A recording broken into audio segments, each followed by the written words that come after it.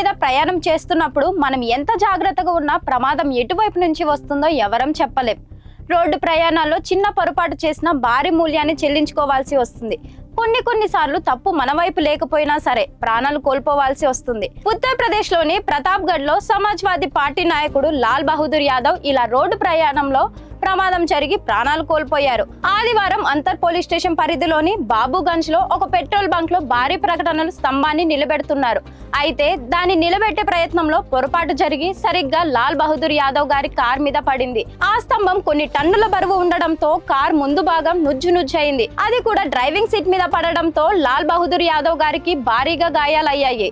వార్త తెలిసిన పోలీసులు హుటాహుటిన ఘటన స్థలానికి చేరుకొని లాల్ బహదూర్ గారిని అతి కష్టం మీద బయటికి తీసి హాస్పిటల్ కి పంపించారు.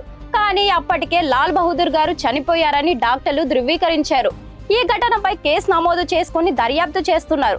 సరిగ్గా అదే టైంకి ఎలా పడింది, అంత పెద్ద పొరపాటు ఎలా జరిగింది, ఎవరు కారణం అనే అంశాల మీద పోలీసులు ఇన్వెస్టిగేషన్ స్టార్ట్ చేశారు.